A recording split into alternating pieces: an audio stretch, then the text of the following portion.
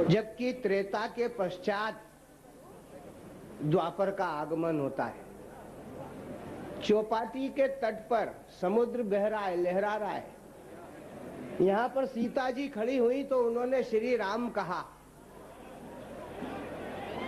सीता जी आई तो उन्होंने जय श्री राम कहकर के आपका अभिवादन करा। मुझे ऐसा लगा कि मर्यादा पुरुषोत्तम की भार्या बंबई में आकर के अपने हस्बैंड का नाम ले सकती है।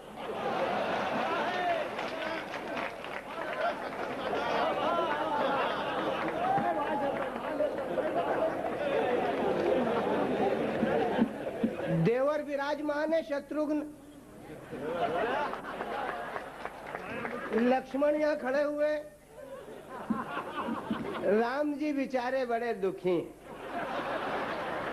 क्योंकि बिना छत के मकान में अड़े हुए हैं।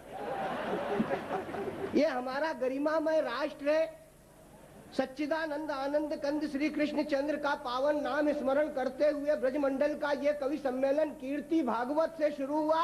भागवत की कीर्ति का नाम ही सच्चिदानंद श्री कृष्ण है। और जब भागवत की कीर्ति सच्चिदानंद आनंद कंद श्री कृष्ण चंद्र से जुड़ती है तो निस्संदेह उस द्वापर में रास बिहारी का प्राकट्य होता है और रास बिहारी आकर के यहाँ पर अपना रास करते हैं।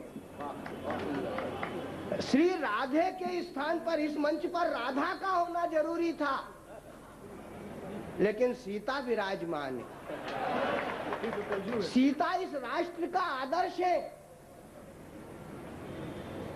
श्री राधे के नाम के बिना श्री कृष्ण का नाम आधा है। राधे के नाम में रकार जो न होती यार।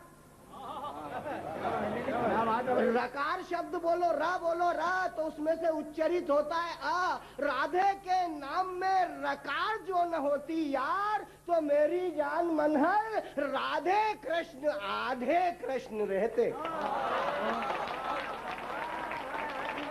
राधे के नाम में रकार जो न होती यार तो मेरी जान राधे कृष्ण आधे कृष्ण रखते। ये शत्रुघ्न सिन्हा यहाँ पर बैठे हुए हैं, ऐसा लगता है कि साक्षात शुक्ल ये कृष्ण पक्ष हैं।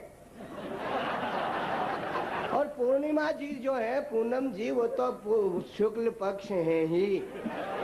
तो ये पूर्णिमा से अमावस्या तक की यात्रा यहाँ पर पुरोहित हैं, वेद हैं।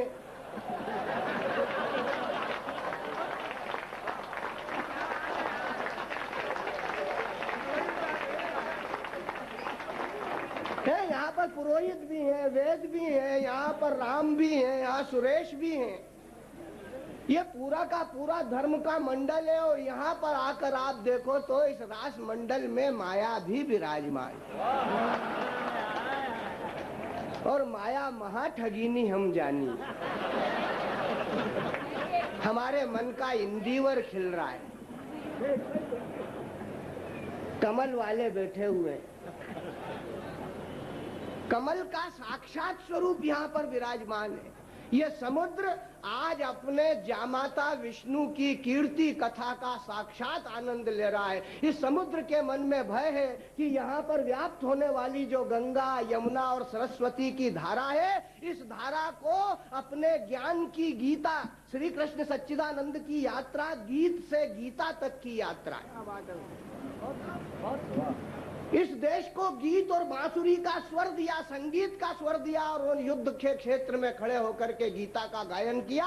और जब अपने गुरु को दक्षिणा देने का अवसर आया तो इसी सागर तट पर खड़े होकर के द्वारिकाधीश मथुरेश ने चिल्ला करके कहा कि हे सागर, जो तू सांदीपनी का बेटा बहा करके ले गया था वो मुझे वापस दे दे, अन्यथा मैं अपनी गुरु दक्षिणा की पूर्ति नहीं कर पाऊंगा। इस सागर ने सांदीपनी का बेटा सच्चिदानंद श्री कृष्ण के हाथों में सौंप करके उन्हें गुरु दक्षिणा चुकाने का अवसर दिया था। आज हम कविगण इस सागर के तट पर खड़े होकर के इसकी दक्षिणा चुकाएंगे।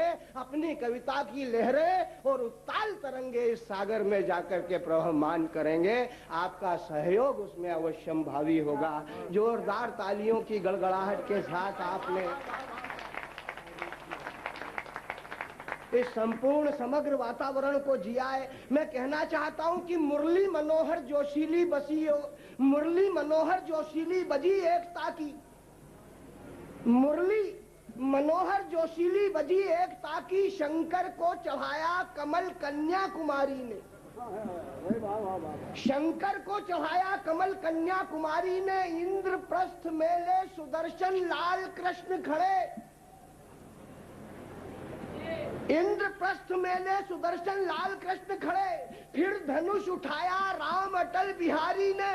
अरे देश के सपूतों आओ राष्ट्र मजबूत करो, विजय दिलवा दी जयवंती सी नारी ने। आओ मेरे साथ आज भारत माता की जय बोलो। अरे आवाज दी है तुम्हें केसर की क्यारी ने, आवाज दी है तुम्हें केसर की क्यारी ने। इस केसर की क्यारी ने हमें आवाज दी है। ब्रजमंडल का ये वातावरण है, कलाकार यहाँ मौजूद हैं, सीता मौजूद हैं, शत्रुघ्न है, राम है, पूरा का पूरा सभा मंडल विराजित है। और इस पूरे के पूरे सभा मंडल को अपनी संपूर्णता देने के लिए अभी आपने देखा शत्रुघ्न भाई का तेवर।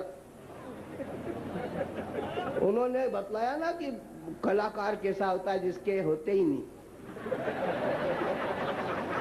मेरी भी ये मान्यता है शत्रुघ्न भाई की कवि सम्मेलन में जो लोग आते हैं उनके पास दिमाग होते ही नहीं।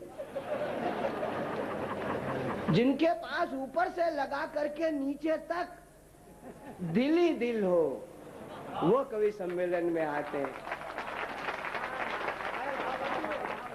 वो काव्य की महफिल में विराजते हैं, वो ब्रजमंडल में आकर के आसीन होते हैं। और इसलिए कहना चाहता हूं प्यारे कि शायरी क्या है, शायरी क्या है, दिली जज्बात का इजहार है। और दिल अगर बेकार है तो शायरी, इसलिए शायरी को शायरी की तरह सुनिएगा।